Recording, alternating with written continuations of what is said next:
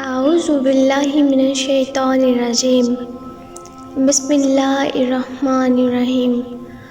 شروع اللہ تبارک تعالیٰ کے بابرکت نام سے جو بہت مہربان نہایت رحم کرنے والا ہے۔ معزز ناظرین السلام علیکم۔ آج کی ویڈیو میں ہم آپ کو علی اصغر کی شہادت کے بارے میں بتائیں گے۔ 10 محرم کے دن جب حضرت امام حسین رضی اللہ تعالیٰ عنہ نے اللہ کے دین پر اپنی اولاد اور عزیز و اقارب کو قربان کر دیا تو میدان کربلا میں آپ فوج یزید کے سامنے فرماتے ہیں، میں تمہارے رسول کا نواسا ہوں، کیوں میرا راستہ روکتے ہو اور کیوں میرے بچوں کا پانی بند کیا ہے، کیوں آل رسول کو رلا رہے ہو؟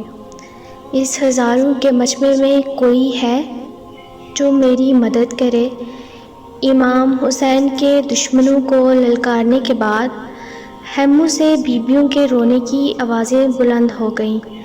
امام حسین رضی اللہ تعالیٰ عنہ خیموں کے نزدیک آتے ہیں اور فرماتے ہیں، میں ابھی زندہ ہوں، آپ لوگ کیوں رو رہے ہیں؟ تب حضرت بی بی زینب رضی اللہ تعالیٰ عنہا نے رو کر فرمایا کہ جب آپ نے یزیدی لشکر کے سامنے کہا کہ کوئی ہے جو میری مدد کرے تو علی اصغر نے اچھل کر خود کو جھولے سے باہر گرا دیا۔ ہم سب اسی لیے رو رہے ہیں۔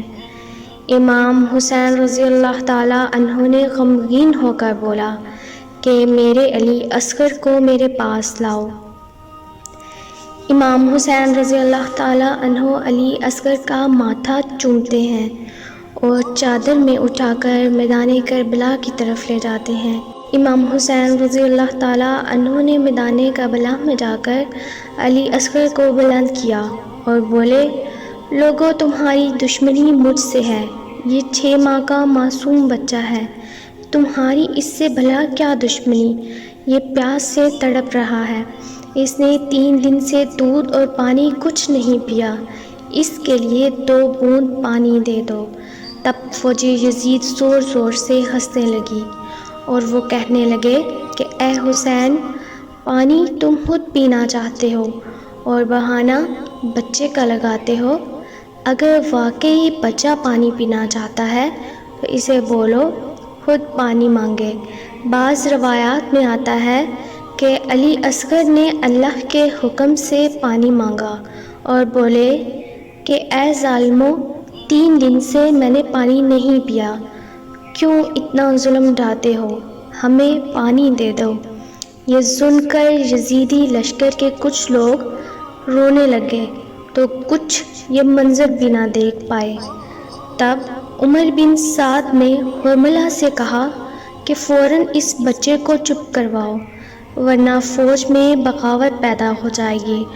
تب حرملہ نے ایک تیر نکالا اور علی اصغر پر چلایا، لیکن تیر اس کے ہاتھ سے گر گیا۔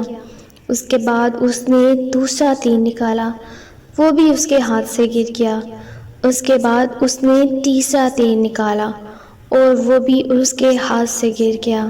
اس کے بعد عمر بن سعد نے حرملہ سے کہا، تم اتنے بے رحم انسان ہو، کیا تم ایک بچے کو بھی نہیں مار سکے؟ تب حرملہ نے ایک تیر نکالا جس کے 3 منہ تھے اور علی اصغر پر چلا دیا۔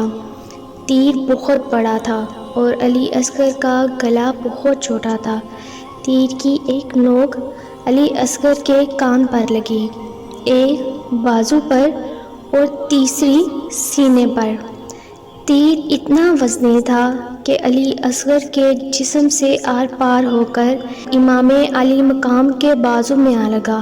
روایات میں آتا ہے کہ تیر لگنے کے بعد علی اصغر کے جسم سے جو خون نکلا، امام نے وہ خون آسمان کی طرف پھینکا تو آسمان بولا، مولا اگر اس کی ایک چھینٹ بھی میری طرف آئی تو قیامت تک میں ایک قطرہ پانی نہیں برسا سکوں گا۔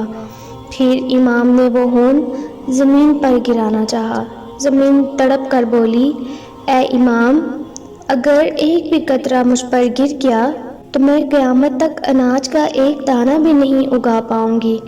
امام حسین نے خون کو اپنی داڑھی پر مل لیا اور اس کے بعد علی اصغر کو بی بی رباب کے پاس لے کر آئے۔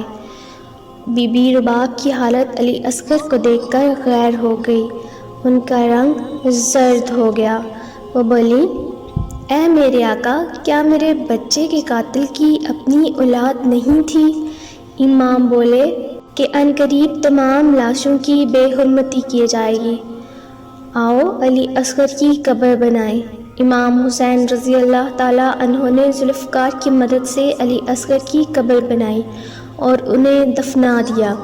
جب خیموں کو جلا دیا گیا اور یزیدی فوج تمام شہداء کے سر لے کر روانہ ہوئی تو کوئی ملعون بولا کہ ایک سر کم ہے۔ جس بچے کو تیر لگا تھا اس بچے کا سر نہیں ہے۔ تب شمر نے سب کو کہا کہ زمین میں نیزے مارو، وہ بچہ یہیں کہیں دفن ہوگا۔ تب کسی ظالم کے نیزہ لگنے سے علی اصغر کی لاش مبارک بھی باہر آ گئی اور وہ ظالم ان کا سر بھی ساتھ لے گئے۔